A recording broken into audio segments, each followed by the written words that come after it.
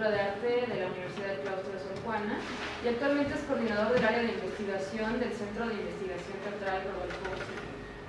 Ha acompañado su formación académica con la práctica teatral en México y en Francia, en obras como Gradiva, Instalación Escénica y otros títulos que están en francés y prefiero no pronunciarlos porque no sé, entonces no quiero ponerme en ridículo. Pero bueno, sus espectáculos le han permitido la exploración desde la creación y la dirección de la puesta en escena. En años anteriores participó como colaborador en puestas en escena bajo la dirección de Ricardo Díaz, entre las cuales destacan Un sueño en una noche de verano, No ser Hamlet, El vuelo sobre el océano y El veneno que duerme. Gabriel tiene publicados entre, no sé si solamente tenga 2 libros, pero o a lo mejor sí ya tiene más en proceso, de La mirada de un prisionero, y también uno que publicó en conjunto, es una coordinación que hizo en conjunto con Rocío Galicia, que se llama Casi vida, casi muerte.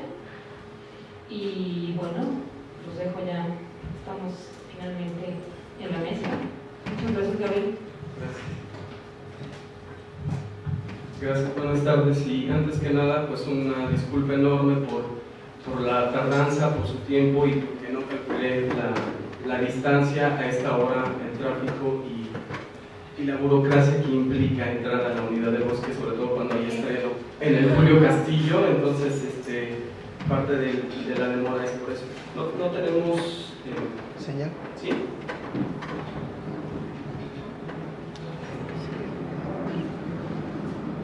Y bueno, muchas gracias por esto, por su tiempo. Verónica, pues gracias por tu paciencia. Y una segunda disculpa porque esta ponencia estaba programada para el 3 de mayo y la tuvimos que posponer por razones de fuerza mayor, y pues gracias por su comprensión. Estoy esperando que empiece el asunto Voy a empezar a leer, va a ser un poco largo.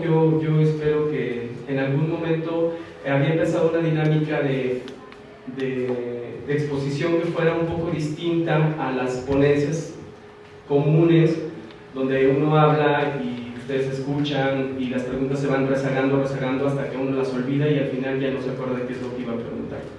Si hay alguna pregunta en ese momento sobre una imagen de las que voy a presentar o sobre lo que estoy diciendo, pues levantan la mano y ya puntualizamos sobre eso, algún comentario. Y pues para que se vuelva también, para que se vuelva dinámico, para que no se duerman y para que ya no se queden hasta el final todas las preguntas. ¿Sí?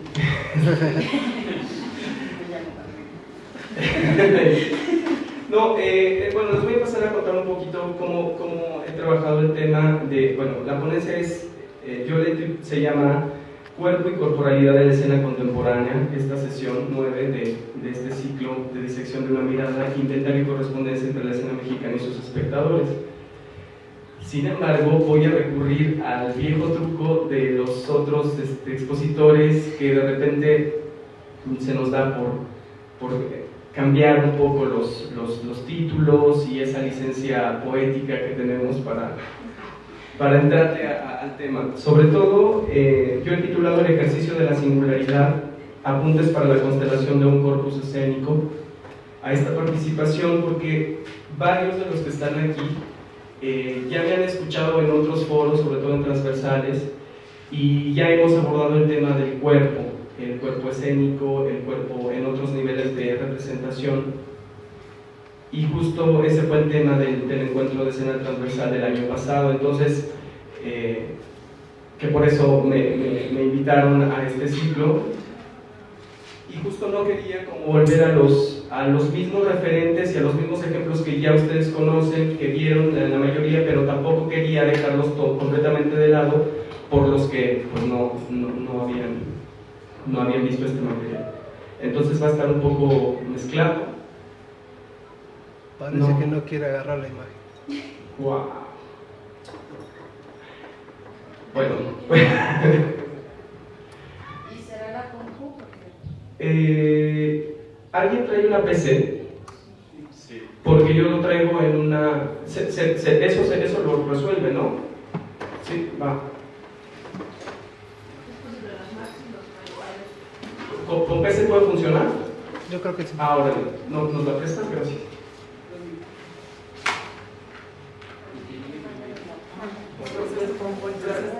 Gracias. Un coloquio que se llamaba Hibridaciones escénicas. El trabajo se llama La mirada de un prisionero, fundamentos de hibridación teórico-prácticos para una puesta en escena, y está enfocado a la realización de una puesta en escena basada en un concepto teórico sobre las cámaras de videovigilancia carcelaria en particular. Y es el tema de este libro, que es La mirada de un prisionero, una reflexión sobre la videovigilancia y la vigilancia electrónica en el espacio teatral, perdón. Y aquí viene toda la investigación. Acá le di un sesgo mucho más local, porque este libro lo escribí como maestría en la Sorbona y tiene muchos temas y muchos ejemplos europeos, sobre todo sobre los sistemas de videovigilancia, que ya de repente no costaba trabajo aterrizarlos en un contexto nacional. Entonces, bueno, lo escribí hace 3 años, cuando no había tantas cámaras de videovigilancia en la calle en México. Entonces, cuando vuelvo a México hace 2 años, pues descubro que ya empieza con gran auge este desarrollo de la videovigilancia. Entonces, pues de eso habla y se los comparto porque la verdad es que es muy difícil hacer circular un texto, sobre todo en investigación teatral nos cuesta mucho trabajo, y me tomé la libertad poética y sobre todo legal de fotocopiarlo y de traérselos porque solo se encuentra en la Universidad de Jalapa y en algunas bibliotecas de México, y pues la verdad es que si lo tenía a la mano, pues me estaba interesado en que lo leyera. Había dicho que si tenían preguntas me detuvieran. Ahora, si tienen preguntas, se las guardas. Entonces, no es cierto, ya, ahí vamos. A ver, como les he dicho, bueno, el ciclo, esto se llama el ejercicio de la singularidad, apuntes para la constelación de un corpus escénico. Empiezo. El teatro es siempre un evento público. Si ha tomado una importancia específica en la vida social, al menos en la forma que se organiza en Occidente, no es únicamente porque habla del mundo y lo muestra. Es porque su modo de representación del mundo se inscribe en un dispositivo concretamente abierto a los espectadores. Marie-Madeleine Mermonbeau. El espectador es un gran desconocido del hemisferio oscuro del teatro. Max Reinhardt. El ejercicio de diseccionar una mirada sobre la escena contemporánea resulta una tarea necesaria en el recuento del quehacer escénico de nuestro país. Debido a la enorme producción de obras teatrales y en general escénicas, es imperante elaborar un inventario que dé cuenta, no ya desde una perspectiva cuantitativa, sino de una aproximación cualitativa de los productos escénicos nacionales. En esta tarea iremos ejercitando la mirada sobre los fenómenos que han sido creados en un contexto específico y que han sido parte del diálogo entre el arte escénico y la realidad de su entorno. La correspondencia que requiere un diálogo hace que en las más de las veces el arte teatral se haya ido alejando de un buen número de espectadores. Si bien, actualmente el teatro no es ya el epicentro de la vida cultural que ocupó en la antigüedad y ha sido desplazado por otras artes, principalmente las audiovisuales, sí mantiene un lugar determinante de nuestras sociedades. Esta relevancia dentro de las sociedades occidentales se debe aún a los 3 aspectos que marcaron sus orígenes en 3 fases y que Jean-Pierre Vernant y Pierre Naquet-Desclin organizan de la siguiente manera: como realidad social, con la institución de concursos trágicos, como creación estética por el advenimiento de un nuevo género literario, y como mutación psicológica con el surgimiento de una conciencia y un hombre trágico. Estos 3 niveles de repercusión son los que hasta la actualidad, y dando por aludidas las diversas mutaciones por las que han atravesado dichas concepciones, hacen del arte de la escena teatral una práctica que apela al ejercicio de la singularidad. Particularmente el teatro mexicano se encuentra en un momento de apertura a otras disciplinas, en un ejercicio constante en el que parecería existir una urgencia hacia la contaminación e inclusión de nuevos lenguajes. Dentro de las iniciativas que han procurado esta contaminación, debo mencionar el Encuentro de Escena Contemporánea de Transversales y el Festival de la Ciudad de México como dos de las principales iniciativas por abrir un diálogo hacia una escena transversal, multidisciplinaria o, por decirlo de manera actualizada, híbrida. El espacio teatral ha dejado, al menos en nuestro país, de ser uso y costumbre de las masas. Se ha ido desarrollando espacios íntimos en los que el acontecimiento encuentra resonancia. Este fenómeno propiciado por los creadores escénicos ha sido casi ignorado por las nuevas iniciativas culturales, en ocasiones completamente desinformadas, que permanecen en la idea de la grandiosidad del edificio teatral. Si bien la creación de una red de teatros, la más grande de América Latina, llevada a cabo por Benito Coquet a través del IMSS en los años 50, se basó en un contexto específico, en nuestros días nos demuestra tácitamente su fracaso ante nuestra realidad actual. No obstante, como hemos visto, las iniciativas regionales permanecen inmutables ante el diálogo establecido entre la creación teatral y sus receptores, y promueven construcciones de edificios teatrales monumentales que servirán para justificar la inversión estatal en materia de cultura y que más pronto que tarde terminarán por quedar obsoletos, demostrando nuevamente que el arte teatral ha ido cambiando con su época. La escena teatral se interroga sobre la relación teatral con el espectador, principalmente a partir de la segunda mitad del siglo pasado. Esto debido a la aparición de estudios psicológicos, encuestas sociológicas y análisis de procesos perceptivos principalmente, respondiendo con ello a que los creadores teatrales, aquello que los creadores teatrales no poseen, como explica Marie-Madeleine de Monroe, las mismas certezas intuitivas que en otros tiempos se tenían. Dentro de los estudios realizados sobre los espectadores de teatro, la especialista distingue tres tipos recurrentes de clasificación en los que opera la noción de espectador teatral. Sin embargo, advierte que al formular una simplificación demasiado abstracta, se dejan de lado varias posibles experiencias. Estas tres categorías que se le otorgan al espectador se elaboran: 1. Desde un modelo psicológico en el que el espectador es un sujeto relacional, viviendo intensamente un teatro que es antes que nada una copresencia, un encuentro y un intercambio, evidentemente en un nivel psíquico. 2. Desde la perspectiva sociológica en la que el espectador es considerado como grupo, su participación colectiva, observación crítica o fuerza expresiva de intervención directa le otorgan una dimensión política. Y 3. Se funda en una teoría semiológica que muestra a un spectator in drama, mentalmente emprendedor, lector, decodificador, un analista del espectáculo que efectúa la última etapa del trabajo dándole sentido. Esta idea se entiende por la fuerte influencia de la obra abierta de Umberto Eco, y en ella radica la fuerza del arte conceptual. Incluso Roland Barthes trabajó mucho sobre este tipo de interpretación del arte escénico en los años 60. Sirven estas ideas presentadas como introducción a este ciclo de intercambio y correspondencia entre la escena mexicana y sus espectadores, y sobre todo la integración de sus creadores que, conscientemente o no, invitan al espectador a descubrir esa parte velada de la realidad y a formar parte de su acontecer, ya que en palabras de Monroe, el teatro es un lugar al que el espectador viene conscientemente o no a inscribirse en la historia. Esa historia que recoge las transformaciones de la cultura y por supuesto las presenta a través de su punta de la evolución, el arte. Así, recorramos algunas de las propuestas que han conformado la escena contemporánea bajo la idea de que las diferentes edades de la mirada no se suceden casándose unas a las otras. Duran no solamente en las obras y los edificios, sino también, y yo añadiría primordialmente, en los hombres que frecuentan el evento teatral. A modo de confesión, el cuerpo se revela. Ante nuestros ojos las posibles configuraciones corporales pasan desapercibidas. Declarémonos incapaces de entenderlo. Declaremos que nuestra mínima visión sobre el cuerpo y sus potencialidades existen años luz de entendimiento. Y es que el cuerpo no tiene por qué entendernos. Él debe seguir su lógica, una lógica orgánica y una conciencia milenaria que le ha sido adquirida con el devenir del tiempo. ¿Qué sé yo del cuerpo? ¿Qué sabemos de ese órgano que nos contiene y que está en nosotros y más allá de nosotros al mismo tiempo? El cuerpo sangra, se expande, se dilata.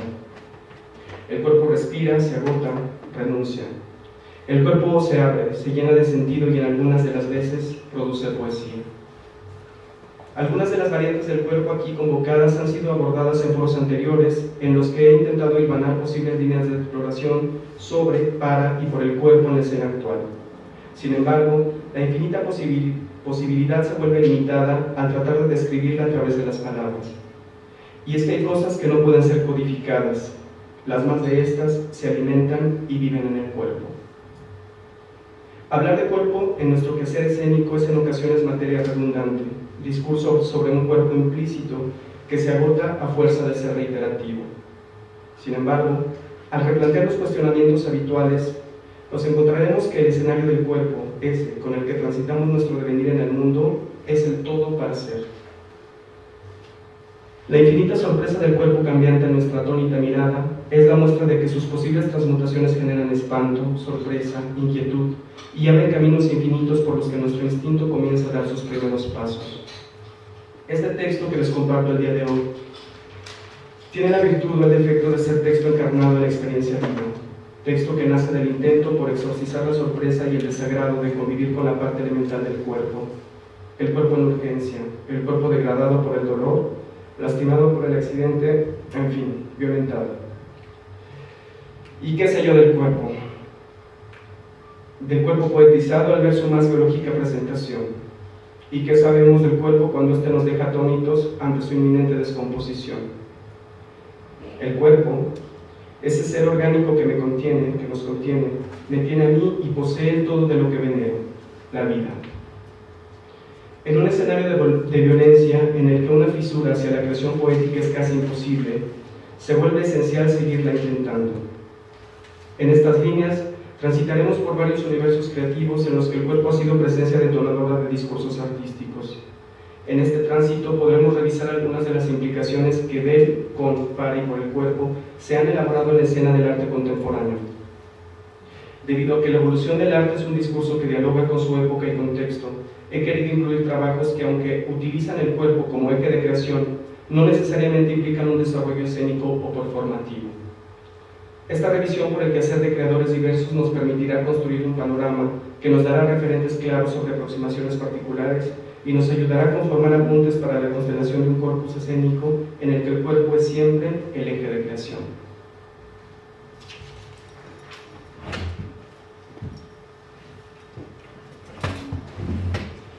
Este cuerpo que es el mío, este cuerpo que no es el mío, este cuerpo que también es mío, este cuerpo extranjero, mi sola patria, mi habitación, este cuerpo a reconquistar.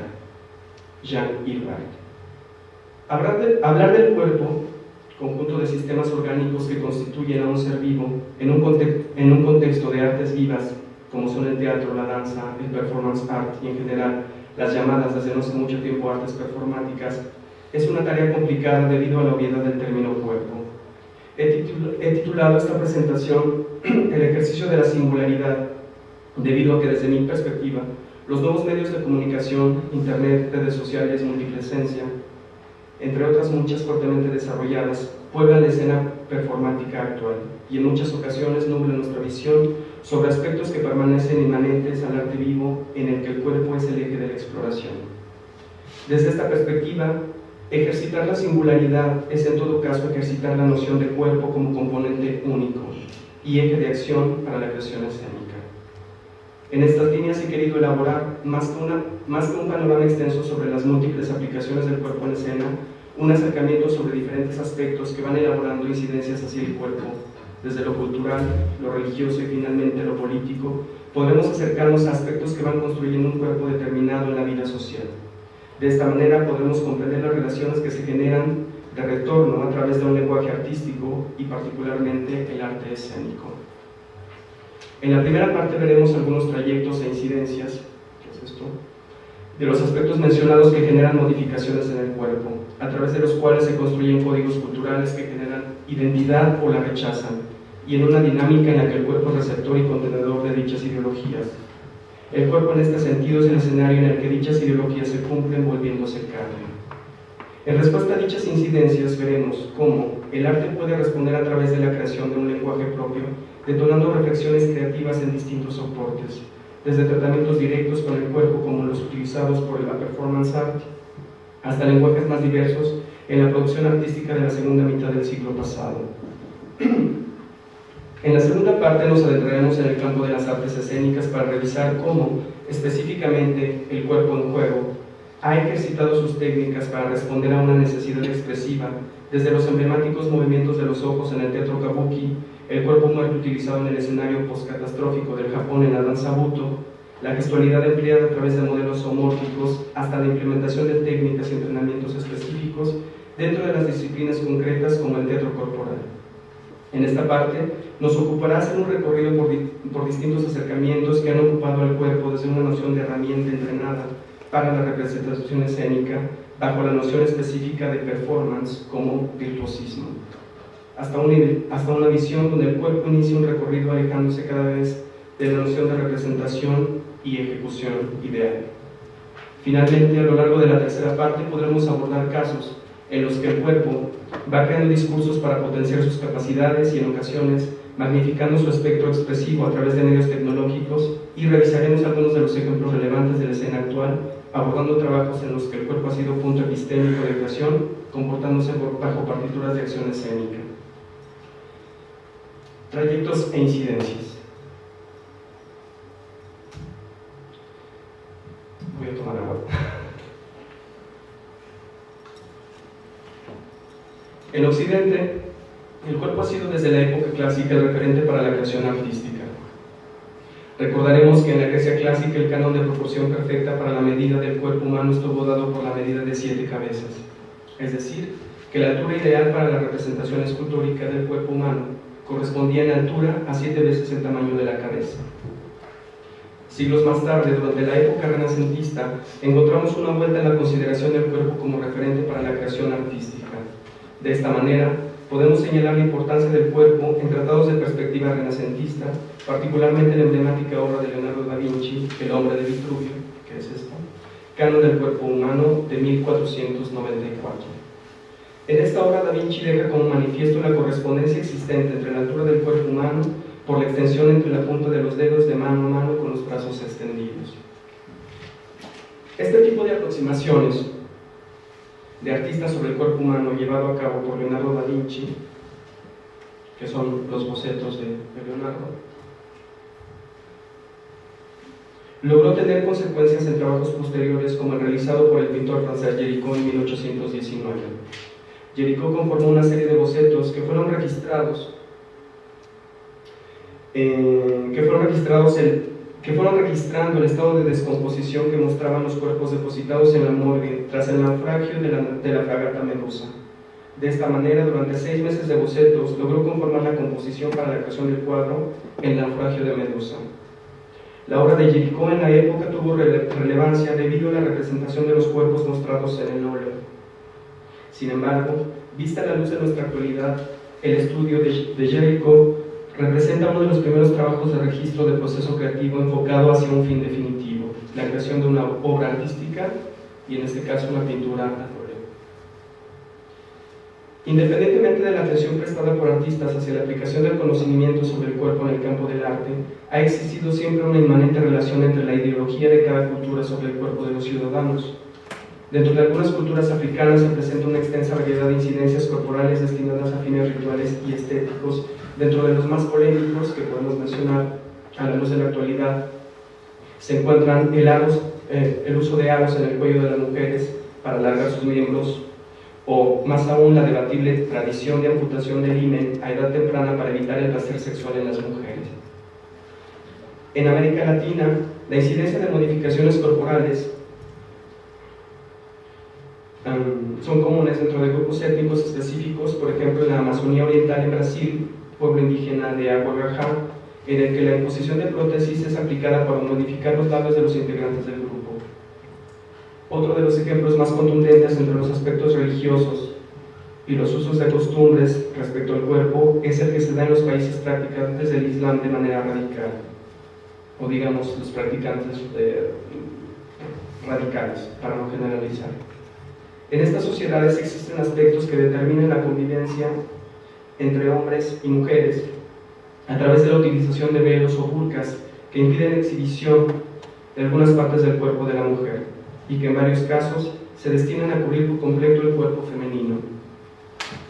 Si nos adentramos en el mundo occidental contemporáneo, nos daremos cuenta que estas incidencias corporales prevalecen dentro de prácticas dedicadas a modificar la morfología humana, como piercings, perforaciones, o para diseñar sobre él, como los tatuajes. Si bien es evidente que las cargas simbólicas que implican estas prácticas dentro de la vida urbana difieren de las específicamente mencionadas, también poseen una carga ritual, debido a la incidencia del evento sobre el cuerpo propio de quien las practica.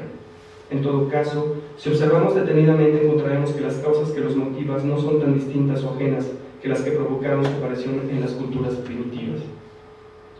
Más allá de estas prácticas específicas reconocidas dentro de nuestra cotidianeidad como tales, podemos ver que la cultura es un factor determinante para implementar dinámicas en las que el cuerpo humano es transformado.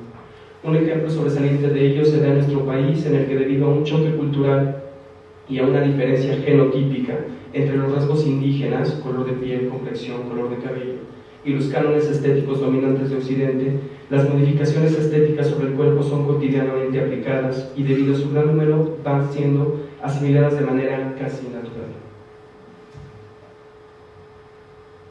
Consecuentemente, en México tenemos una población numerosa en cuanto a las llamadas cirugías estéticas, dentro de las cuales encontramos la autorinoplastia, la liposucción o la lipoescultura, la cirugía de mentón, la implantación de prótesis mamarias, entre muchas otras. Este tipo de modificaciones responden, en los casos mencionados, a una falta de correspondencia entre los cánones estéticos impuestos por el mundo de la moda y el culto a la belleza, que han elaborado una serie de mecanismos de incidencias en el imaginario colectivo, logrando imponerse a través de enormes discursos visuales basados en un modelo ideal de belleza que, más que a otro grupo étnico, son propios de poblaciones caucásicas y arias. Esta diferencia de rasgos entre los presentados por la industria del cine, la moda y sobre todo la publicidad hacen que nuestro país sea un escenario en el que las modificaciones sobre el cuerpo sean, como hemos mencionado, comunes. Dentro de las maneras que inciden en la vida cotidiana podemos incluir una que resulta principal: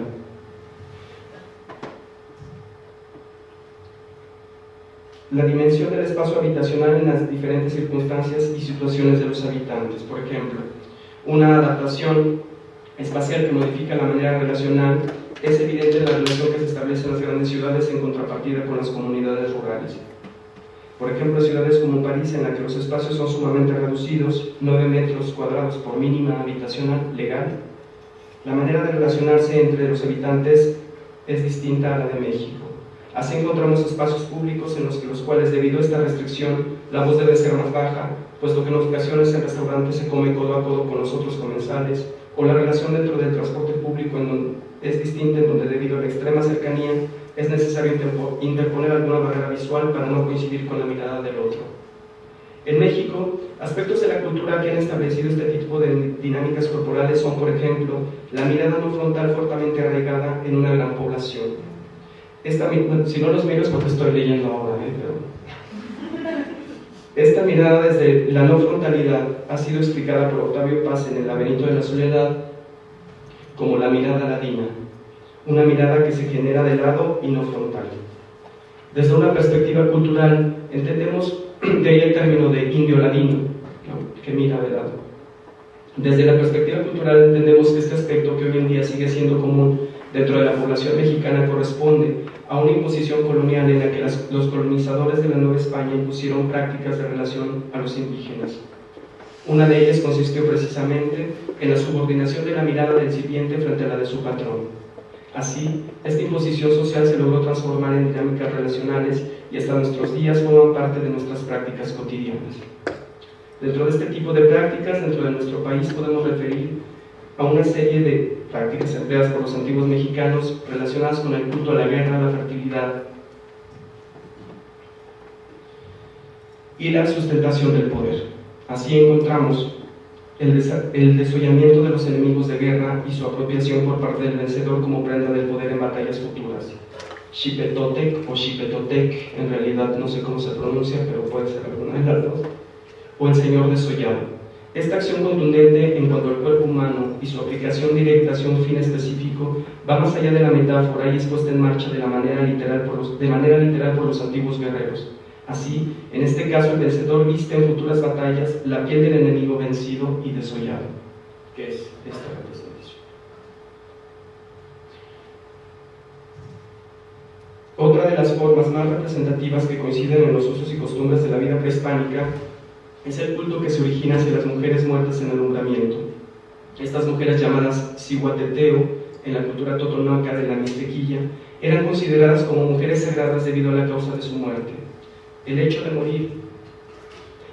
morir dando vida hacía que el ciclo se completara y por lo tanto eran consideradas mujeres sagradas. Así, un evento biológico como es el embarazo, al desarrollarse en circunstancias particulares y particularmente trágicas, hacía que el cuerpo de la mujer fuera transformado y concebido de otra manera, y que el evento de la muerte en el acto de dar a luz concediera el carácter de sagrado al cuerpo muerto generador de vida.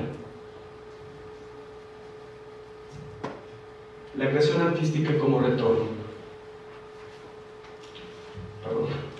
En las siguientes líneas nos adentraremos en algunas de las formas que el arte ha formulado como respuesta a las incidencias que hemos mencionado. Antes de comenzar con esta revisión y siguiendo la línea de los rituales prehispánicos, no quiero dejar de mencionar el evento de la fiesta Toxtlac. Este rito de los mexicas, dedicado a los indios Tezcatlipoca, al dios Tezcatlipoca, es una muestra de la utilización del cuerpo como medio y fin de la celebración. Dentro de esta actividad se elegía a un prisionero de guerra para representar durante la celebración ritual de muerte al Tlatoani de los aztecas. Así, durante un periodo largo de aproximadamente un año, el prisionero habría de encarnar a la figura del gobernante. El prisionero era instruido y tratado durante este tiempo como el mismo Tlatoani, y era venerado por la población, sabiendo que durante el tiempo que representaba el gobernante era él mismo en persona, su encarnación. Así, la figura encarnaba y ostentaba el rol del gobernante. La suplantación se debía a que el ritual de la fiesta Toxtlac, que es fiesta dedicada al maíz, el Tlatoani debía ser sacrificado. Al tener a un doble, muy listo, lograba que éste lo supliera durante el rito, y de esta manera cumplía con su deber de figura sacrificable y se mantenía a salvo para seguir gobernando al pueblo. En este ejemplo de la cultura de los antiguos pobladores de nuestra tierra, el ritual del sacrificio encontraba una forma de escapatoria a través de la representación elaborada por la suplantación de los roles. La teatralidad de este evento es un tema destacable y de suma importancia que, gracias al trabajo Teatralidad y Poder en el México Antiguo de la investigadora Marta Toriz, ha sido analizado bajo una perspectiva escénica, permitiendo conocer al detalle la encarnación y el sacrificio a partir del cuerpo del Tlatoani y, por supuesto, del cuerpo del enemigo vencido y utilizado para la representación. El siglo XX significó un cambio de paradigma. Esto es para que veamos un poco desde dónde tenemos en el mundo no occidental, en esa época, esta idea de la representación como una alternativa a la realidad, que muchas veces es un tema que hemos discutido sobre la incidencia del teatro, de la representación en la sociedad, ¿no?, de manera contundente, y creo que esto es muy claro en cuanto a los usos de la representación. El siglo XX significó un cambio de paradigma en la concepción del cuerpo en la escena artística, ya que, como afirma Juan Vicente Aliaga, nuestro cuerpo, tras diversas conquistas previas, pasaba de ser el objeto de la representación a convertirse en presencia viva y soporte de la creación. Dentro de las artes performáticas, existen varios ejemplos que resultan relevantes en cuanto al marcado énfasis sobre aspectos relacionados al cuerpo. Uno de los momentos más relevantes se da hacia finales de los años 50 e inicios de los 60, en donde el nacimiento de nuevas prácticas performáticas inundó el circuito del arte, principalmente en la escena neoyorquina, con un propósito anti-establishment contra lo establecido. De entre las diversas clasificaciones podemos mencionar el accionismo, principalmente el accionismo vienés, precursor del happening, el performance art, el body art, el art corporel en Francia, y todas estas categorías que correspondían de distinta manera a abordar el cuerpo como soporte expresivo, alejado ya de una noción de representación que apelaba al evento de la presencia, el estar aquí y ahora. Estas prácticas, que llamamos actualmente escénicas, apelaban a la presencia del cuerpo en una dimensión que no podía clasificarse dentro de las prácticas teatrales ni propias de la plástica. en este momento. Y siguiendo a Aliaga, estamos hablando de un cuerpo que, puesto en acción, en dinámica con otros cuerpos o solo, puede comportarse como sujeto, pero también puede ser objeto de la mirada ajena. Si bien uno de los pioneros a experimentar dentro de este campo del performance art fue el grupo llamado Fluxus o Flujo, en el que varios artistas se agrupaban inspirados en la definición que dio Henri Bergson, en la que afirmaba que el arte se da en un continuo fluir y bajo la idea de renovar el discurso artístico, ya que, como afirmaba su fundador George Masiunas, Fluxus purga el mundo de la locura burguesa, de la cultura intelectual, profesional y comercializada, purga el mundo del arte muerto, de imitación del arte artificial. Finecito. El movimiento Fluxus estuvo fuertemente inspirado en movimientos como el dadaísmo, de las cuales Marcel Duchamp es precursor. Otro de los movimientos anteriormente relevantes en la escena de la plástica es este que les presento, el action painting atribuido principalmente a Jackson Pollock, y que hasta no hace mucho tiempo sabíamos había sido influenciado a su vez por David Alfaro Siqueiros durante su estancia en Nueva York. Sobre esto hay una última exposición sobre la vida de Siqueiros, que se presentó el año pasado en el Carrillo Gil, donde Pollock habla de la influencia que obtuvo de Siqueiros sobre las técnicas que él desarrolló en México y que después compartió con él. Nadie sabe para quién trabaja. Para algunos historiadores del arte, uno de los primeros acontecimientos o performance puede atribuirse a la acción realizada por Duchamp en 1963, en la que juega ajedrez con una mujer desnuda. Es interesante la vinculación elaborada en torno a la incidencia del cuerpo en la creación artística dentro de una pieza menos conocida del precursor del dadaísmo. Este es el caso particular de Paysage Fautif, obra plástica de Duchamp, que es un cuadro elaborado con fluido seminal del artista y que para algunos historiadores representa uno de los ejemplos emblemáticos, pionero, en cuanto a la relación directa del cuerpo del artista y la producción de la obra. Más directo que esto, pues ya no hay. Hemos de mencionar que en este caso, Paysage Fautif inaugura una vasta línea de exploración sobre los residuos del cuerpo, incluyendo una vasta lista escatológica. Ejemplos de este tipo de exploraciones son recurrentes dentro del accionismo vienés, en una serie de obras que fueron registradas en video y que exploran un acercamiento singular con la parte del cuerpo que hasta ese momento no había sido explorada con tal amplitud. Por ejemplo, la acción de defecar frente a una cámara bajo un close-up, la eyaculación, la explosión de un grano, etc. Ejemplos varios que impactaron a la época y que aún hoy en día siguen teniendo resonancia en obras como las de Andrés Serrano, Cristo sumergido en orina o el autorretrato del artista en el acto de eyacular. Algunos que ya ese material lo presentamos la vez pasada, del trabajo de Andrés Serrano. Estas obras de naturaleza escatológica marcan una forma de exploración inmanente e inminentemente corporal. Son el resultado de una exploración entre algo primario, que es lo orgánico, y el empleo de la tecnología puesto al servicio de dichas exploraciones. Dentro de la escena neoyorquina de los años 70 encontramos sin duda la influencia de personalidades como Bruce Newman y Dan Graham. Este último logró relacionar el arte de la acción con los nuevos medios de la época, particularmente el video. Dentro de las posibilidades de exploración que en la época hacían furor dentro de los jóvenes artistas, Graham logró profundizar en aspectos relacionados con la singularidad del cuerpo propio. De acuerdo con Rodrigo Alonso, los performances de Graham extienden las relaciones espaciales a las interacciones que se establecen entre un ejecutante, el público y el ámbito que los contiene, buceando entre la objetividad de las situaciones y la subjetividad de quienes las viven, el lugar del que mira y del que es mirado, la inconsciencia de algunas acciones y de la conciencia que surge de su aislamiento y puesta en evidencia. Presión corporal, que es esta obra que estamos viendo, esta imagen, son las superficies del cuerpo a las que generan la particular relación de la cámara con el espacio. Dos personas desnudas en el centro de un cilindro despejado hacen circular una cámara alrededor de sus cuerpos. El registro exhibe los cuerpos desnudos deformados por la circularidad del espejo y por los movimientos sinuosos que repiten las curvaturas corporales. En estas y otras obras similares de la misma época, acá se entiende un poco mejor. En estas y otras obras similares de la misma época, las posiciones, movimientos y superficies del cuerpo determinan el registro objetivo, entre comillas, del espacio en el que dicho cuerpo se encuentra. Sin embargo, las imágenes obtenidas desafían la objetividad del dispositivo técnico utilizado, en tanto reproducen un espacio personalizado e íntimamente ligado al sujeto que las produce. Esta es la maqueta un poco de cómo Neumann va a desarrollar su proyecto. Para Saulo Rodríguez Prieto, el cuerpo real es en el presente y el virtual una imagen del pasado. Al enfrentar ambos cuerpos, cuerpo físico e imagen fílmica en el mismo espacio, se plantea la cuestión: ¿quién anima a quién? El cuerpo físico tratado como una pieza más del engranaje que el artista ha construido. Otro de los aspectos que hemos mencionado como incidentes dentro del uso del cuerpo en sociedad, esta es otra obra que se me queda un poco de Neumann, en la que también aborda la idea del cuerpo en movimiento y va registrándolo. No tengo el título, es muy famosa, no recuerdo cómo se llama.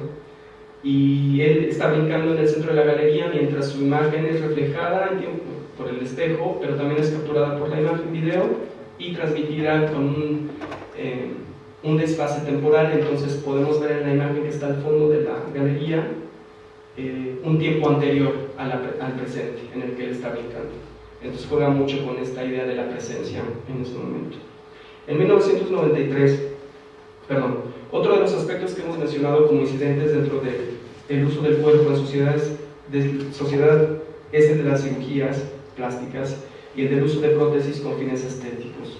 Uno de los ejemplos más representativos de este tipo de incidencias se encuentra en el trabajo desarrollado durante muchos años por la artista francesa Orlan. El planteamiento del trabajo del artista es concretamente basado sobre el cuerpo y sus transformaciones.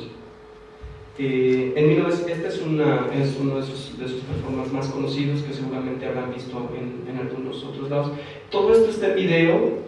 Desafortunadamente yo soy nulo y por el tiempo también no quería como meterme a proyectar cada vez el video porque duran 10-15 minutos, pero todo esto está en la red y está el registro de video porque son videos que se difundieron en tiempo real en el 93 y se llama Omnipresencia.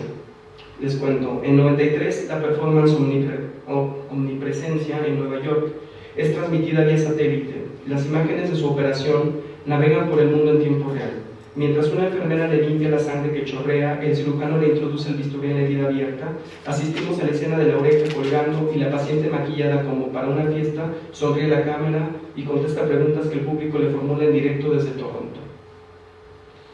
Más allá de la metáfora, la artista pone su cuerpo al servicio del arte y lo moldea de acuerdo con su planteamiento conceptual. En palabras de Corneille Sacadi, que es una investigadora sobre la obra de Orlan, la artista dirige desde el quirófano las intervenciones realizadas bajo anestesia local ante la vista de los fotógrafos, cámaras de televisión, de acuerdo a una minuciosa planificación. Cada nueva operación es un paso más hacia la transformación de Orlan, quien intenta unir arte y vida con su trabajo. Así podemos ver momentos de la obra artista de transformación radical sumamente inquietantes en los que logra trascender el límite del cuerpo como lo afirmaba moldeable, abriéndolo literalmente a incidencias externas que lo transforman. La artista define su obra como un arte carnal que denuncia las presiones sociales ejercidas sobre el cuerpo femenino, considera caduca nuestra noción del cuerpo y propone un uso de las tecnologías aplicando a la vida humana, donde todo puede ser intercambiable y renovable para lograr un ser humano más feliz. Fin de cita. De esta manera, y siguiendo a Sacadi, la caída de la metáfora se da cuando lo real se apodera de la escena. Dentro de la escena mexicana de los años 60, estos años de la escena de los años 60 mexicana estuvieron plagados de intentos por explorar nuevos espacios a través de acciones no teatrales.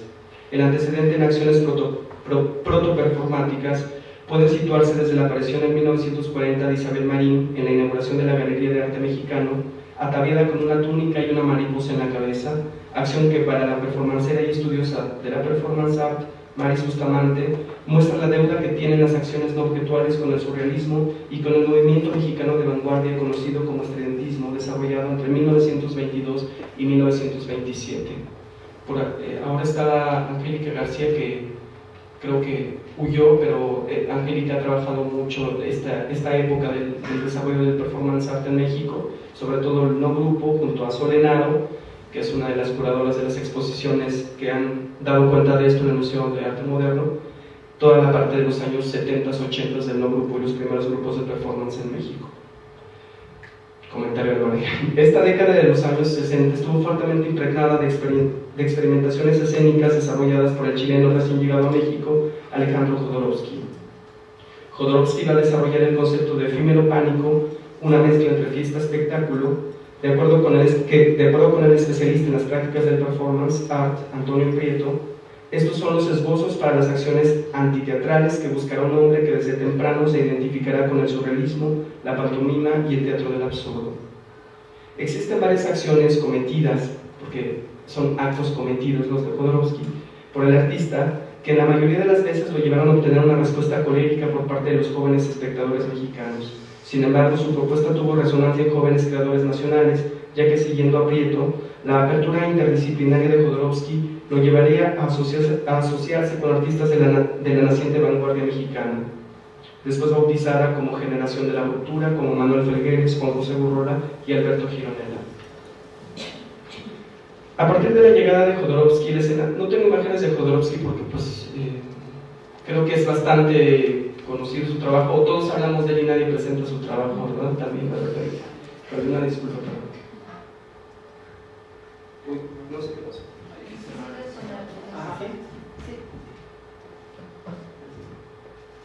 Esta es la última pieza de Orlando, por ejemplo.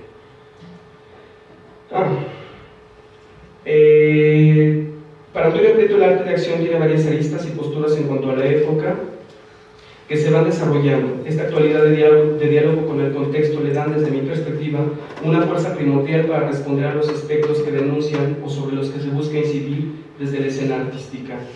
En este sentido, los performanceros ocupan el lugar de portavoces de la sociedad, aquel que apelaba a Albert Camus para hacer acontecimientos de su época. En palabras de Prieto, los efímeros pánicos de Jodorowsky son montajes de momentos plásticos, arte, acción, performance. Son algunos de los términos que a lo largo de 4 décadas se utilizan en México para nombrar las acciones arriba descritas. Desde Alejandro Jodorowsky a principios de los 60 hasta los jóvenes performanceros del 2001, una cantidad importante de creadores buscan replantear radicalmente las prácticas convencionales del quehacer artístico, en franca rebeldía a la moral pequeño burguesa de los años 60-70 y yuppie neoliberal de los 80s y 90s. Estos artistas también provocan debates en torno a las políticas culturales del momento, así como la manera en que las instituciones separan al arte del entorno social. Dentro de la escena mexicana del arte de acción encontramos el trabajo desarrollado por Lorena Wolfer, quien utiliza su cuerpo como soporte expresivo y lugar político para abordar temas relacionados principalmente con aspectos socioculturales relacionados con la violencia de género. El cuerpo de Wolfer será el escenario en el que se plasmarán temáticas como el asesinato masivo de mujeres en la frontera norte de nuestro país, mientras dormíamos, el caso Juárez, y a partir de las cuales el cuerpo reescribe, interroga y complejiza sobre los códigos culturales dominantes. Es decir, que no funciona solo como una práctica artística, sino que principalmente es un método de conocimiento de nuestras prácticas históricas, sociales y culturales. Expuestas, registros públicos, es el más reciente trabajo de Wolfer y se desarrolla desde hace 4 años y es una serie de acciones en las que aborda la violencia de género y, en palabras de la creadora, cito, nace de mi interés por proyectar la violencia de género como un fenómeno visible y público, por articularla y señalarla desde las vivencias de mujeres que la han superado o que se encuentran en el proceso de hacerlo. El proyecto parte de una investigación realizada en el refugio Nuevo Día, en la Ciudad de México, que alberga mujeres receptoras de violencia y a sus hijos por un periodo promedio de 3 meses, donde semanalmente entrevisto a mujeres para conocer en sus propias palabras y de primera mano sus vivencias y experiencias.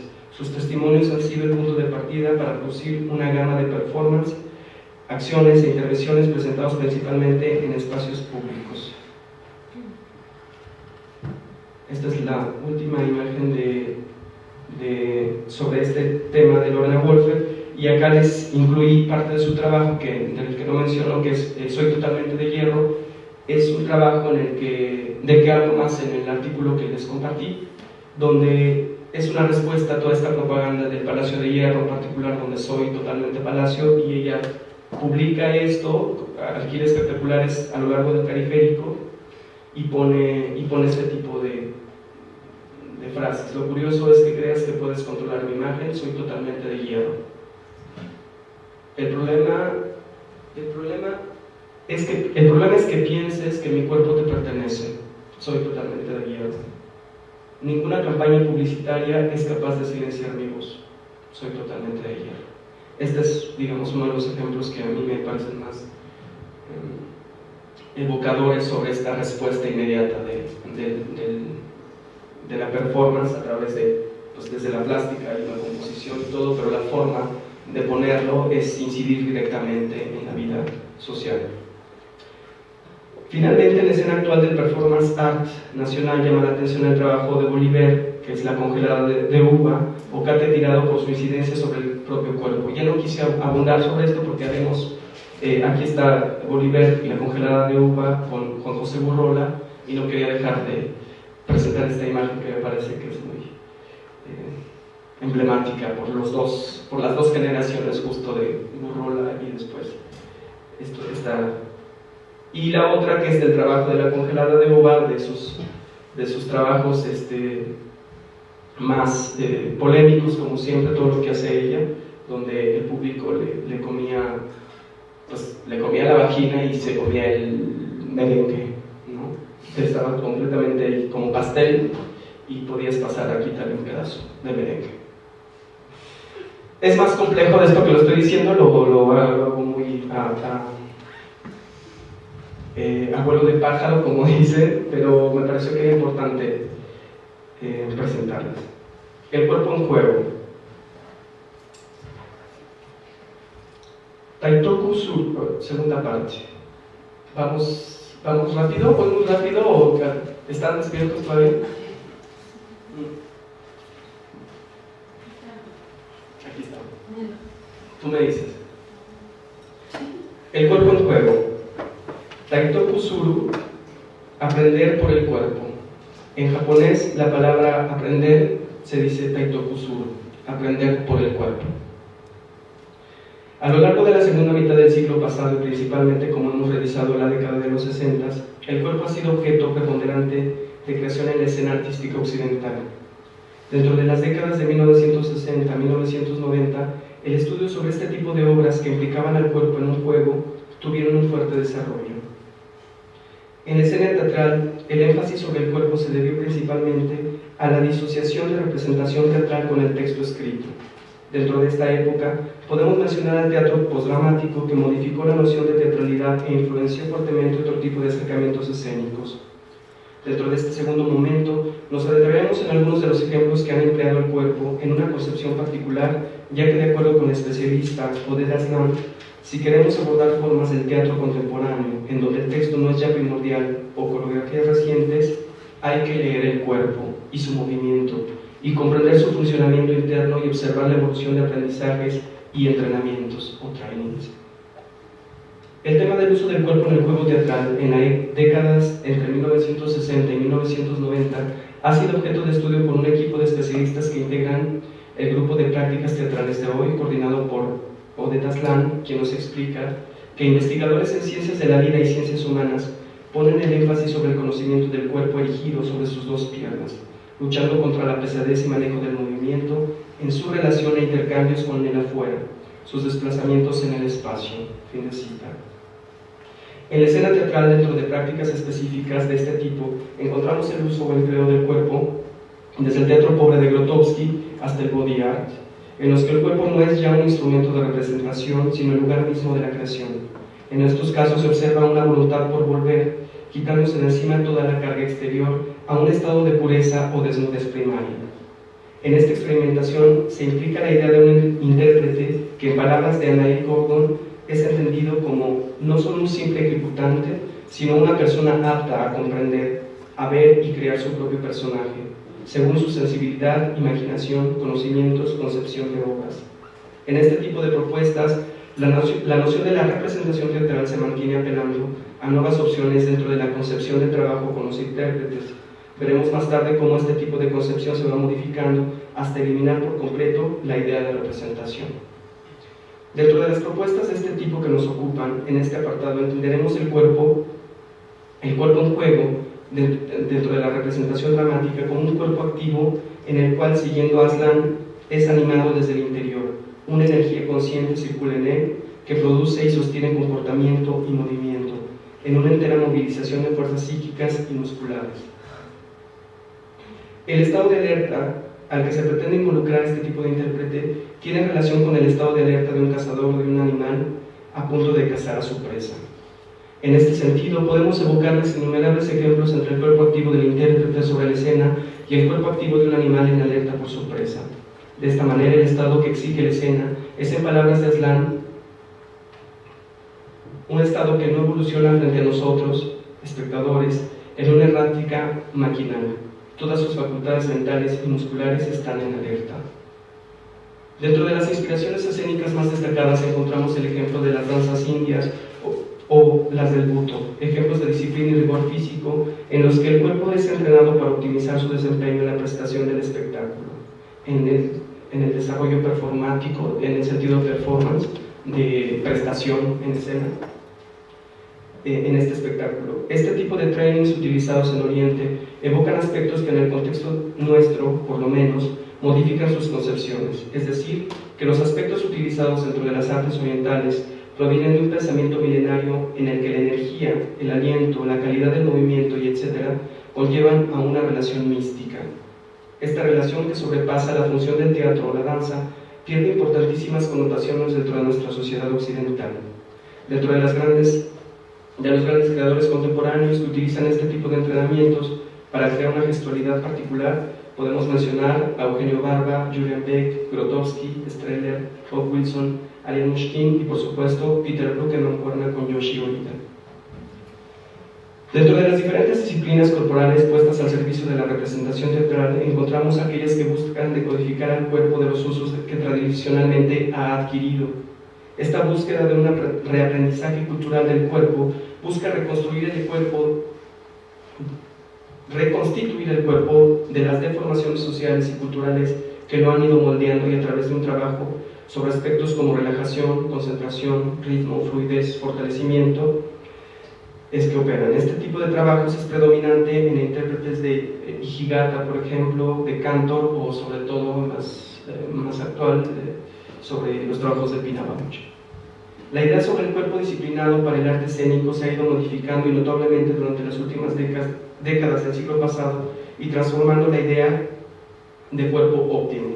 En palabras de Aslan, largo tiempo basado en la práctica militar, la esgrima, o más recientemente sobre algunas artes marciales, el entrenamiento del actor bailarín occidental se refiere hoy a teorías o prácticas que lo enseñan no a hacer tal o cual ejercicio correctamente o de manera virtuosa, sino a vivir mejor en su cuerpo y a comunicarse mejor con el afuera. No conocen nuestras escuelas de formación teatral. Dentro de estas técnicas destacamos algunas de las más utilizadas en el teatro mexicano, como la conciencia corporal de Moshe Feldenkrais, o la técnica Schultz, y por supuesto la de Matthias Alexander, la técnica Alexander, por la que la mayoría de las escuelas, digamos una de las que ha logrado colarse dentro del entrenamiento corporal en las escuelas. Dentro de las clasificaciones que nos ayudan a distinguir aspectos precisos,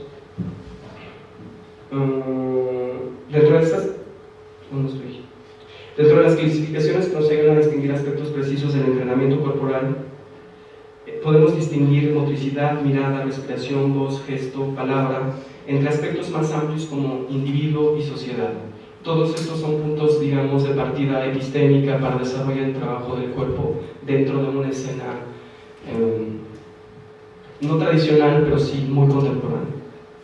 Uno de los ejemplos de este tipo de entrenamientos que combinan una disciplina oriental y particularmente la danza buto con propuestas teatrales es el trabajo que les estoy mostrando desde hace un rato de Carlos Iván Cruz, quien a lo largo de varios trabajos ha desarrollado, desde aquí en la imagen, ha desarrollado un particular acercamiento a la escena dentro de espacios propiamente teatrales hasta acontecimientos en espacios públicos, sobre todo el espacio público es donde él trabaja.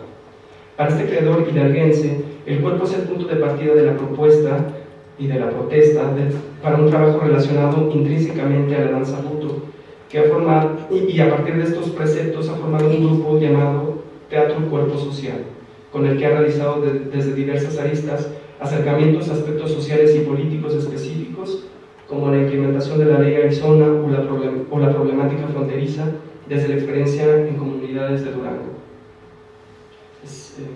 Y Carlos Iván Cruz con Teatro Cuerpo Social. Cito a Carlos: lo primero que yo percibo desde el cuerpo es vivir un espacio que sea dividido por la mente del hombre, aunque el espacio no es precisamente fragmentario. Fragmentario está cuando el cuerpo y la mirada no están abiertas a los demás, hacia el otro. Fragmentado está cuando el cuerpo es consumido, privatizado, secuestrado.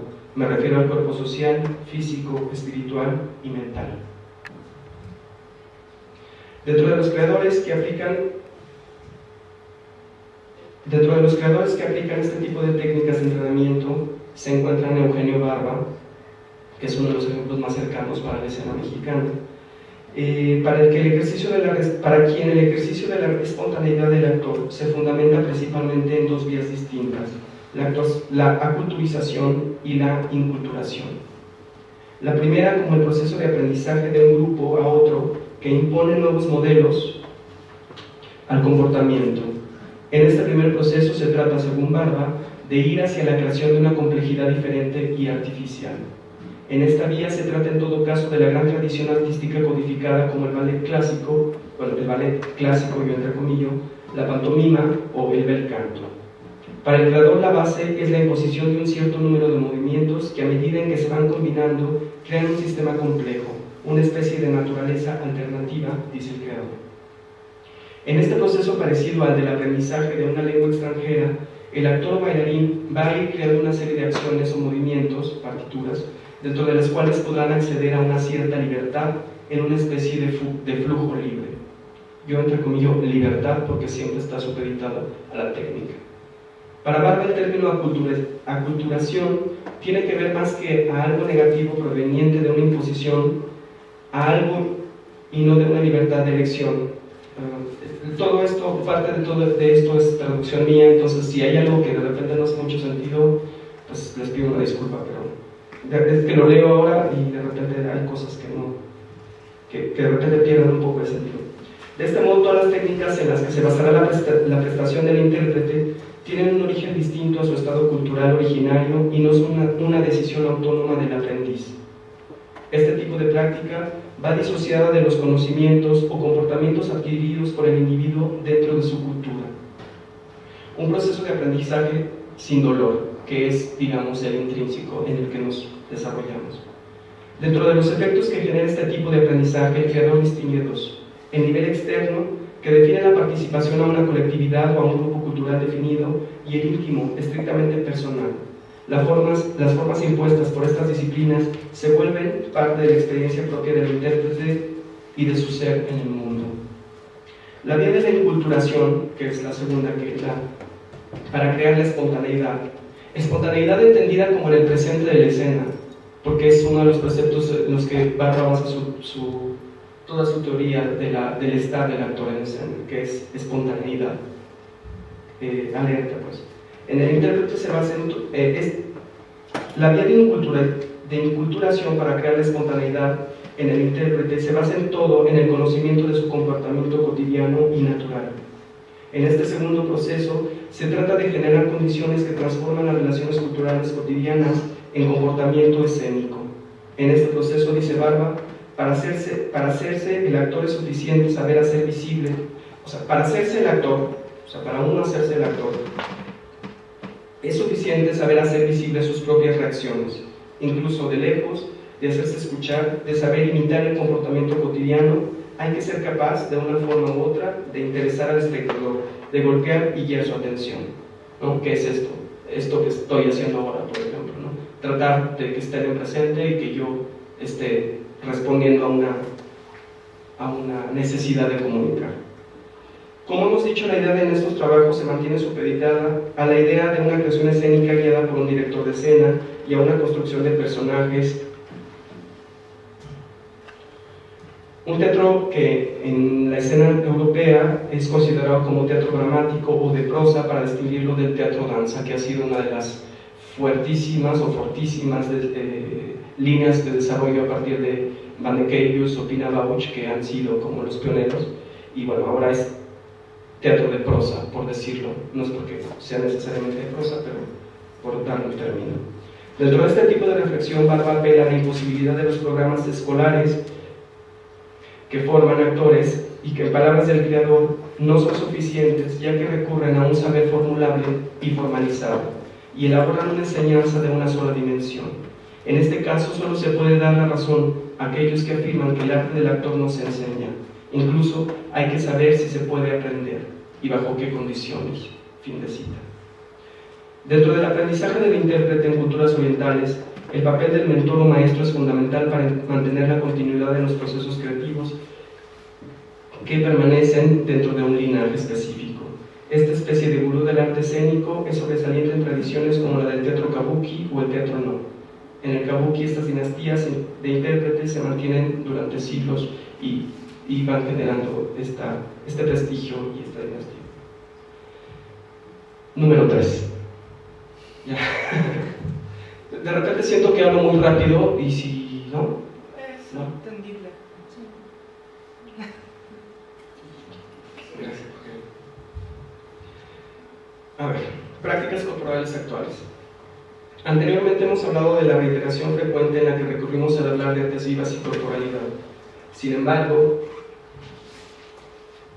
visto desde una perspectiva de representación y uso del cuerpo, nos adentraremos a un problema que ha sido pieza clave dentro del mundo occidental desde la querella iconoclasta de Constantinopla. El problema sobre la representación de Dios, al que se le han dedicado innumerables estudios, es un problema que hasta nuestros días sigue vigente. Más allá de la pregunta sobre representar o no el rostro de Dios, se trata de una imposibilidad por encarnar, cuando digo Dios me refiero a la divinidad máxima, se trata de una imposibilidad. Más allá de la pregunta sobre representar o no a esta divinidad, se trata de una imposibilidad por encarnar una presencia divina. En este sentido, la escena teatral contemporánea da cuenta de diversas maneras como la apuesta sobre el concepto del rostro del Hijo de Dios, que estrenara Romeo Castellucci. Perdón porque me adelanté la imagen, esta imagen es Mona Hatum, es otra cosa a la que voy a entrar. No tengo imágenes sobre el concepto del rostro del Hijo de Dios de Castellucci, pero es un montaje muy actual que está casi todo en YouTube y creo que está en YouTube, pero está todo en imágenes. Entonces, pues no tengo imágenes, pero esto no corresponde a lo que estoy diciendo. Y como no sé regresarle, entonces, pues ahí Más allá de la pregunta sobre... estoy aquí. Estoy hablando sobre el concepto del rostro del Hijo de Dios de Castellucci, que estrenó el año pasado. Este montaje muestra una de las imposibilidades para dar cuenta a través del cuerpo de una presencia que fundamenta la fe católica y cristiana en general, la presencia de Cristo y su rostro. Debido a que este tema derivaría en un tipo de reflexión sobre la representación a través de la imagen y nos alejaré del terreno que nos ocupa, en esta ocasión diré brevemente que en lo que respecta al uso del cuerpo dentro de este trabajo de Castellucci, aborda el cuerpo en una dimensión que va más allá de la obviedad de la presencia del actor sobre la escena y evoca en eso, y lo evoca radicando en eso su fuerza. ¿En qué? En el detritus generado por el cuerpo del actor enfermo, del personaje enfermo, perdón. La anécdota es muy sencilla, se las cuento. Un hombre de edad avanzada, en un estado de enfermedad, no puede contener el evacuar durante la obra, mientras el hijo, quien se preparaba para ir al trabajo, tiene que atenderlo y limpiarlo del excremento. La acción es simple y reiterativa, y terminará por llenar de mierda todo el espacio blanco y ascético de la escena. El uso del desecho fecal dentro de este planteamiento evoca el uso del término escatológico en dos sentidos completamente distintos. Lo escatológico como desecho o materia fecal, tratado de cosas excrementicias según la Real Academia Española, y lo escatológico como la esencia de la espiritualidad, conjunto de creencias y doctrinas referentes a la vida de ultratumba. En este trabajo, el cuerpo le otorga al creador el eje a partir del cual argumentar todo el desarrollo de la obra y jugar con ambos conceptos del término citado. Así, el cuerpo orgánico será el generador de una dramaturgia que por su contundencia encarnará el cuerpo del Padre evocando la presencia de Dios. Aquí empiezo a ser un poco más rápido, sobre todo por el tipo de ejemplos y sobre todo por lo actual del ejemplo de Castellucci, me parecía que como no, es una obra que está todavía presentándose en París, no sé si en París ahora, pero girando, las reacciones han sido completamente extremas. Por un lado ha habido un grupo en París particularmente de extremistas católicos que han golpeado a los actores, que han bloqueado el teatro, ha intervenido la policía, todas las funciones son custodiadas por la policía. Tú entras al teatro y tienes a los policías en valla, se ha subido la gente a tratar de bajar a los actores. Fue todo un ejercicio de apertura y de tolerancia, porque pues sobre el concepto del rostro del Hijo de Dios es un tema complejo, y al final de la obra Castellucci proyecta en el rostro de Cristo mierda. Se empieza a llenar de mierda toda esta gran imagen que estaba al fondo. El escenario es completamente blanco, termina lleno de mierda, y la imagen del rostro de Cristo es completamente, a partir de la imagen proyectada encima, se transforma en mierda, se cubre por completo de mierda, y al final bajan la pantalla y dice "You are not my shepherd", no eres mi pastor. Entonces este tipo de acciones provocaron la furia de los fanáticos religiosos, y ha sido todo un tema de reflexión. Me pareció que dentro de la escena menos performática y más tradicional, por decirlo de alguna forma, la idea de Castellucci ha sido una de las más relevantes en torno al uso del cuerpo y sus desechos en este caso. Y me parecía que estos dos términos de escatología funcionaban muy bien, más allá de lo evidente, en el sentido de si va o no en contra de representar a Dios. Usa el término en esos dos niveles, o yo lo interpreto de esa manera. Entonces es una interpretación muy mía. Hay una crónica sobre esto en el último número de Paso de Gato, de Teresa Paulín, quien sí asistió a la obra y no de oídas como yo, y ella da testimonio de esto que les estoy contando.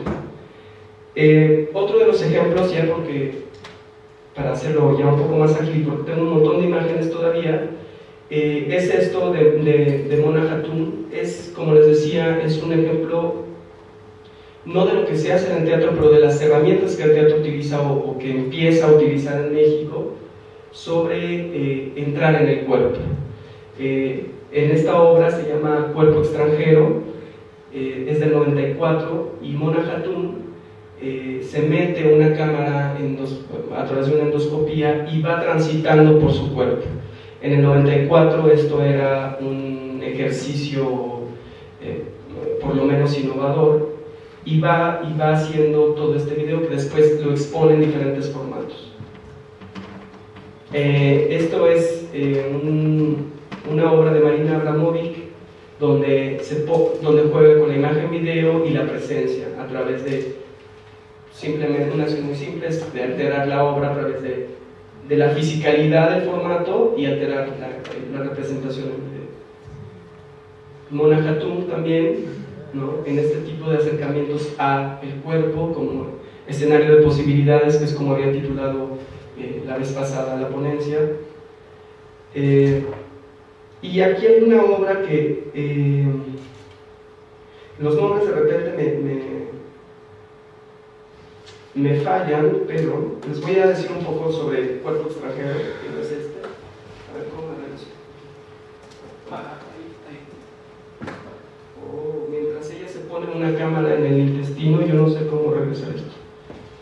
Mona Hatoum, en su obra de 1994, Corps étranger, trabaja con una microcámara que va descubriendo detalles desde la superficie de su rostro, ojo, boca, mejillas, hasta introducirse por su boca y descender por su aparato digestivo. En esta endoscopía, la artista va descubriendo la parte íntima en la que, al ser desplegada por el medio tecnológico, va creando una narrativa que constituye la pieza. En un ejercicio muy similar se encuentra la obra de Stelarc, quien, dentro de la obra Escultura Estómago, hace un recorrido por su aparato digestivo con la ayuda también de una microcámara que está esta es una de las microcámaras que se han utilizado para este tipo de exploraciones. Esta obra que aquí yo tengo una confusión porque en realidad tendría que les pido una disculpa porque tendría que haber tenido esta información, no es de Stellark, este es Stellark. Esta es la obra de Stellark que a partir de este aparatito que tiene se lo va a ir metiendo por la garganta y va a ir descendiendo. Entonces es uno de las partes extremas. Aquí el cuerpo finalmente se vuelve ese soporte de exploración y como habíamos hablado en la vez pasada, va más allá de la metáfora, del uso metafórico del cuerpo, porque es una incidencia completamente literal, en el sentido que aquí no hay una poética que no se construye desde la metáfora, sino desde la incidencia tácita en el cuerpo. Entonces me parece que cuando vemos de repente acercamientos así en el teatro todavía nos cuesta trabajo leerlos porque son de lo menos habituales. Ha habido casos en donde en obras de teatro se recurre a este tipo de procesos y el público sale completamente escandalizado. Entonces, esto son los años 90, entonces es un poco mostrar el ritmo que lleva el arte en relación con el arte, el desfase en relación con el arte actual. Y finalmente, bueno, no finalmente, pero este es un trabajo que me parece muy interesante, que tengo, este es un artista finlandés que trabaja, que se llama, bueno, un ejemplo de los que podemos constatar como un trabajo de hibridación entre la presencia del cuerpo, la performance y las artes plásticas es el trabajo de Antti Laitinen, que es de Finlandia. En esta obra que se llama Wolf the Line, desde el 2004, Laitinen hace un recorrido trazado por el contorno de su rostro. El recorrido es captado y registrado a través de un GPS y plasmado sobre la pantalla del mapa de una ciudad. De este modo, el trabajo refleja las implicaciones del cuerpo del artista como presencia, se vuelve detonador y trayecto y finalmente huella de sí mismo. Para Rodríguez Prieto, que es uno de los que han seguido su obra, esta obra es el símbolo de un cuerpo físico que es en realidad el que ejecuta la acción. Lo que hace Laitinen es esto que les digo, plasma su imagen, traza un recorrido con un GPS por la ciudad. Esto me parece que es... tiene varias ciudades, perdón, pero por el dato esta no sé, porque todas son muy parecidas. Les voy a presentar la siguiente, que es el mismo formato, digamos, la misma metodología, lo que cambia es la ciudad. Entonces, cómo se va dibujando en el rostro de la ciudad y es el recorrido que él va ejecutando durante su estancia en la ciudad. Entonces, esto a lo largo desde el 2004 hasta ahora lo sigue haciendo, pues se ha vuelto esa parte del registro, obra, performance, memoria, bueno, ¿no? Entonces se juega en muchos sentidos. Finalmente, ya para terminar, quiero mostrarles el trabajo de Larry Bott, que muchos de ustedes conocen. Este trabajo es Narcisa, de 1994, en el que Larry Bott utiliza una Polaroid para retratarse los senos y la vagina y va a poner la imagen sobre su cuerpo. Esta parte de la presentación de Larry Bott se llama Narcisa. Entonces juega con la idea del reflejo en la imagen, la representación y la imposición de una huella artificial dentro del cuerpo físico. Larry Bott, que esta es la misma, es otra parte de esa misma pieza, y aprovecho para decirles que viene en agosto a Transversales una vez más y habrá un espectáculo de ella. Y finalmente aquí tengo un dato que les debo el nombre porque debido a la cercanía con el artista en el encuentro del Agnes, nunca me aprendí a escribir el nombre. Noumana se llama, bueno, vamos a decirle Noumana, y Y lo que hace, que me parece muy interesante, esta obra que están viendo, es Concert of My Flesh. Entonces lo que él hace, es italiano, y lo que hace es poner, a través de sensores de los que tienen en los brazos, esos sensores son capaces, a través de un programa, de escuchar los sonidos que generan las articulaciones musculares. Todos es que no se oye, o sea, es imposible, y humanamente el cuerpo va haciendo sonidos todo el tiempo que con esos captores se vuelven audibles para nosotros. Entonces incluso el fluido de la sangre se vuelve perceptible. Lo que hace él es ejecutar una coreografía en base a una partitura de sonido y crea un concierto. Entonces tiene el concierto Sound of My Flesh 1, 2, 3 y lo va desarrollando, depende como variaciones. Es músico a la base y después entra ya a partir del sonido a la idea de la acción en escena, ¿no? Aunque él no se considera un artista escénico, digamos que le tiene sin cuidado si lo catalogamos como artista escénico, sonoro, pero es uno de los ejemplos que me parecen más relevantes y se presentó el mes pasado en Liveness, en prácticas performáticas y nuevas tecnologías en el Senado, y este es parte del registro, ¿no? Él tiene todo un aparataje ahí y lo que hace es producir este movimiento para hacer una partitura musical. Y listo.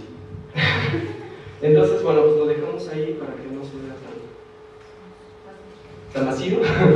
Y bueno, pues hasta ahí terminaría esta parte de la presentación. Sí, ¿no? Nos dan 10 minutos. 15. Sí. Gracias. Sí me colgué, ¿verdad? De repente. Bueno, si tienen algún comentario, plática, queja, yo solamente quería contarles una cosa muy personal sobre mi trabajo. Creo que una de las preocupaciones personales es que en México no tenemos como memoria del registro, sobre todo desde una perspectiva teórica del acontecer escénico. Es difícil conseguir información y todo esto. Entonces, yo, a reserva de lo que diga Verónica y los coordinadores del ciclo, me gustaría preparar el material como ya algo impreso, digamos, algo publicable, para pasarles el material y que tengan los datos perfectos y todo eso, para que sea como un referente de lo que estamos diciendo acá, porque si no, se vuelve muy efímero. Si de por sí el arte escénico es efímero, después el registro y todo lo demás es completamente y absolutamente necesario. Esa es una de mis posturas frente a... Por eso les compartí el texto primero y por eso me gustaría mandarles pues en un PDF, en un documento, toda la información ya armada con las imágenes y toda la ponencia. Entonces, si se puede hacer eso y no hay...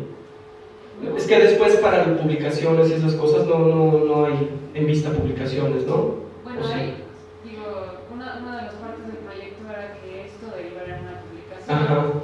Pero bueno, 17 ya saben. No que sean lentos, pero bueno, es un problema la financiación y toda esa cosa, pero mucha gente ha preguntado por los textos que Claro. se ponen acá Y mucha gente no quiere aflojar, como no dicen. quiere exactamente porque son partes de investigación. Sí, pero finalmente eso para mí es la investigación, ¿no? Como generar ese digamos, un punto de vista que pueda apoyarte en otros trabajos. Es muy personal igual y después me rebaten, pero... Están ávidos de más. Entonces les propongo que nos dejen sus correos, o contigo, ¿tú tienes sus correos? Ok, y a partir de, bueno, a través de Verónica les hacemos llegar el texto y la ponencia, ¿ok? Bueno, pero si tienen preguntas, por favor. Sí, para adelante. Bueno, dos cosas. Esto es lo que más me interesa grabar, fíjate, porque es material por donde a mí me da un norte para saber cuándo. Bueno, solo dos Dime. de muchas que me surgen por respeto al tiempo. La primera sí es agradecer la generosidad de compartir el material, porque yo he sido una de las que lo ha solicitado. Sí. Y sobre todo esto, ¿no? Que iniciativa tuya dice, bueno, para eso es, las investigaciones son para difundirse, para compartirse. Y lo otro que nos propones igualmente. Y bueno, viene una pregunta, yo soy neófita en el campo, y cuando planteas este desplazamiento del teatro por todo este otro tipo de formato de video, y donde principalmente los primeros ejemplos que manejas pues son los europeos. Y no necesariamente en el contexto nacional. Es aquí donde me surge la duda, como no necesariamente en paralelo se han dado estos desplazamientos. Esa es mi duda. Porque obviamente, a pesar de que México ha sido uno de los países que sí ha tenido bastante contacto con los europeos, sobre todo con Francia, mucha influencia, y como que casi simultáneamente las cosas que se van dando allá, es poco el rezago que llega a tener el país por este contacto, por esta aculturación, ¿verdad? Pero ahí sí me gustaría, no sé qué más pudieras ahondar al respecto. Sí, qué bueno que tocas el tema, porque justo una de las circunstancias en las que yo me encontré para abordar el tema del cuerpo y corporalidad en la escena contemporánea, que era el tema para el que me invitaron, y después de ver por dónde lo planteaba para que no fuera reiterativo sobre otras presentaciones que he trabajado, era buscar referentes que eran muy concisos, muy tácitos sobre la escena. Y desafortunadamente mi formación es más ingenua en cuanto a lo que sucedió en México, pero tampoco, no nada más es eso, sino que cuando buscaba ejemplos que me parecían punta de lanza para nuevas propuestas, no estaban en México. Entonces me costó mucho trabajo. De hecho, es una de las cosas por las que iba a empezar, para decirles que yo sé que es una revisión del teatro mexicano. Empecé con un texto que habla de esto, pero ya a la hora de empezar a poner ejemplos muy concretos de la escena teatral mexicana, pues encontré como ese impedimento, porque en general, en la mayoría de las veces, la escena teatral mexicana no dialoga con la creación artística, ni local, ni mundial, ni nada, porque en la plástica, o como hemos visto, muchos, por ejemplo, Lorna Wolfer, La Congelada de Uva, son ejemplos nacionales, pero no son ejemplos teatrales meramente. Entonces, ahí es como claro la disociación. Lo habíamos platicado en algún momento, y justo Guadalupe me decía en algún momento, pues eso ya es un medidor, ¿no?, de cómo andamos en México, ¿no? Y no nada más es decir, hoy estamos mal, el país está mal, ¿no? Ese tipo de cosas, sino va más allá, sino como de qué hemos hecho para generar vanguardia, o o sea, a Jodorowsky, por ejemplo, que es uno de los parteaguas en la escena mexicana, pues viene de Chile, pero se forma en Francia finalmente. Entonces lo que viene a hacer a México es algo que ya traía y que a pocos les llamó la atención, ¿no? Burrola, los que dijeron Felgueres, que son los que han ido en otros aspectos creando esto, pues sí, estos primeros hallazgos y desarrollando sus conceptos. Sí me faltaron ejemplos, los hay, los ha de haber, pero en este momento no fueron los primeros que surgieron. Allá y luego. Sí, es como, o sea, más que preguntar por qué no generamos vanguardia, solo por el hecho de generar vanguardia, ¿por qué no hay reflexión hacia adentro? ¿Por qué no hay un cuestionamiento? ¿Por qué no hay un poner sobre la mesa el hecho teatral mexicano, ¿no? Y diseccionar y decir, a ver, ¿qué estamos haciendo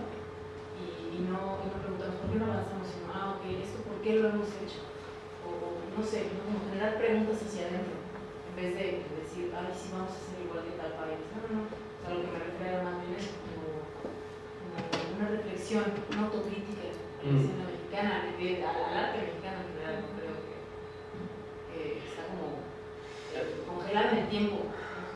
No necesariamente, bueno, no sé, yo creo que, por ejemplo, cuando hablé de todo el training del actor, de el cuerpo en el juego, que hablé de las técnicas del Buto, de Oriente, donde todo esto se va a ir mezclando para dar estos trabajos de Cantor, de Grotowski, de Ganushkin. Los ejemplos que usé en imagen son los de Carlos Iván Cruz, que trabaja en Hidalgo, en Real del Monte, ¿no? Porque traté también como de aterrizar, o sea, llevarlo a un ejemplo local, y me parece que es uno de los pocos ejemplos muy interesantes que se están desarrollando en México, ¿no? Y que lo que decía Guadalupe, o sea, hay que ver lo que estamos haciendo también, porque no nada más se trata de generar vanguardia o estar a la punta no es por eso, sino pues tal vez no es tan interesante lo que queremos decir, ¿no? Finalmente. Pues no sé. También mi reflexión va como por ahí. Toda la cuestión de la escena mexicana contrapuesta con como estudio de varios ejemplos a través del tiempo, artistas plásticos, escénicos, etc.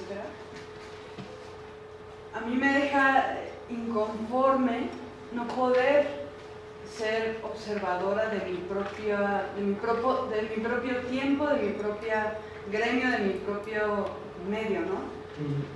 Si yo no creo que sea un problema de los artistas mexicanos que no estemos generando o rompiendo o proponiendo, sino creo que es como una cuestión general, una especie de mentalidad que nos dice, si no se acerca a lo que nos parece más atractivo, entonces no vale la pena observarlo. Y siento que hay un trabajo en México que es importante y que si no se acerca a las vanguardias, o sí, no es lo importante, sino que hay una especie de lenguaje ahí adentro fluyendo que no somos capaces de ver nosotros mismos. Y como no somos capaces de verlo, no somos capaces de retroalimentar y de hacer una identidad propia. Yo siento que ahí es donde estamos flaqueando. Yo quisiera seguir como en este estudio, sabiendo todo lo que se hace y toda esa nueva noción del cuerpo en la escena, y entonces voltear hacia la escena mexicana y decir, ¿y qué es lo que sí está diciendo la escena mexicana? ¿Sabes? Sí, yo... Me deja como, ay, claro. me enojo porque no puede ser que sigamos viendo hacia Europa o hacia otros países y no seamos capaces de vernos al espejo. El cuerpo de entrada, creo que una de las primeras nociones es el autorreconocimiento, claro. Y no lo hacemos. Es ahí donde digo, es como ver un póster del Palacio de Hierro. Seguimos haciéndolo al hacer estas... Yo creo que no, yo ahí difiero de tu punto de vista, porque justo precisamente el ejercicio de mostrar estas imágenes y la disociación que existe entre eso que se construye como imaginario y se impone, no es la sola alternativa. Y por eso presenté el trabajo de Lorena Wolfer, que no es ni rubia, ni caucásica, ni aria, y que trabaja en México y que trabaja con gente real en la calle y todo eso. Desafortunadamente el ejercicio no lo hice con acercamientos propiamente teatrales, porque yo no sé qué tan nocivo sea la idea de seguir pensando que hay un gremio o que nuestro campo es un campo. O sea, yo creo que la creación artística tendría que ser general. O sea, la creación, o sea, no es teatro, artes plásticas, o sea, eso de las disciplinas ha sido rebasado, justo desde la transdisciplina, la transversalidad, o sea, es romper el concepto que tenemos como de gueto, de decir, ¿por qué no ver esto? Yo lo que traté de hacer en este recorrido es, porque sé que muchos de los que están aquí son creadores también, evocar ejemplos de cosas que pueden ser susceptibles de dialogar con la escena teatral. Sí, también tiene que ver con una postura muy personal. Yo no encuentro, y creo que no soy la primera persona que lo dice, tantos referentes en esto que tú dices, estamos haciendo cosas. Sí, tal vez el tiempo te dará la razón y tendremos un montón de estudios súper interesantes del trabajo. Hasta el momento, Carlos Iván Cruz, por ejemplo, que es Lorena, que son, incluso La Congelada, da igual que esté o no en acuerdo o desacuerdo con su trabajo, traté de presentarlos como parte del uso del cuerpo. Me parecía casi ocioso en ese sentido, y eso sí es muy personal y lo tengo que decir, ver el tratamiento que se hace en el teatro tradicional actual. Por ejemplo, te pongo un ejemplo, la obra de Edgar Chías que se presentó por este chico, ¿cómo se llama? Richard Viqueira. Pues la verdad es que creo que el tiempo es precioso y hay que usarlo en cosas que valen la pena, y no lo iba a desperdiciar hablando de ese tipo de propuestas, donde por lo menos que ves es una falta de información, de diálogo con otras artes, donde todavía se busca la sorpresa que ha sido de pasada desde hace mucho tiempo por el arte, y que no es que el público o el espectador sepa leer o no, sino que los mismos creadores, por su ingenuidad, no están integrando en sus discursos. Entonces, sí creo que sí es una posición muy personal, mía, de no abordar ese tipo de propuestas. No me parecen relevantes más allá del morbo que generan y de la inmediatez muy pedestre no sé, no me interesaría, honestamente. Claro, hay ejemplos también, igual como los que mencioné, hay otros, Danzarena, por ejemplo, pero también son ejemplos que ya hemos machacado y que la mayoría, yo pensaba en la gente que está acá, y que ya hemos hablado, que Rubén Ortiz ha tocado muchísimo, Héctor Borges y Diana Diegues. Sé más o menos el tipo de repertorio que se ha presentado. Entonces, sí, mi preocupación era buscar en otros referentes, ¿no? Puse a Larry Bolt finalmente porque viene a México, porque he estado trabajando un poco con ella en cuanto a unas cosas que estamos preparando, y porque me pareció que era muy vigente todavía, ¿no? Su trabajo, sobre todo de Narcisa. Pero, si bien cosas que no son mexicanas sí se han presentado en México, con una absoluta carencia de espectadores mexicanos.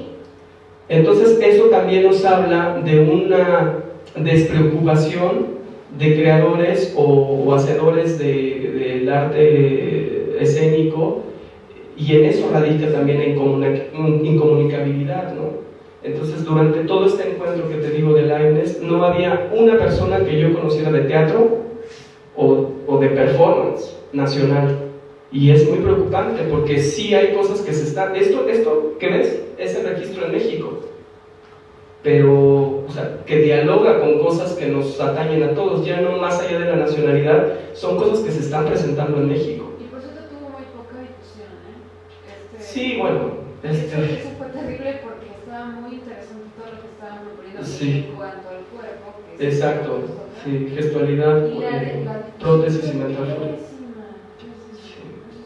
Pero que es muy curioso, justo eran casi los temas que desarrollamos en Transversales el año pasado, entonces había como un intercambio. Por eso cuando hablé de la apertura de la escena nacional, hablé de Transversales por obvias razones, y hablé también del encuentro en el Festival de la Ciudad de México, ¿no? Que también trae cosas muy, muy interesantes. Pero bueno, eso sí, igual y también es tarea de los mismos creadores hacer el registro de su trabajo, darle un sustento teórico, ¿no? O sea, no tienen que hacerlo todo, no necesariamente. Es trabajo de todos. pero sí hay una ausencia también, ¿no? Entonces, igual y espero que en una próxima emisión ya tengamos un montón de propuestas. Bueno, muchas gracias, ya como el tiempo. Gracias a Carlos por su... Gracias, Carlos, y gracias a ustedes por su tiempo.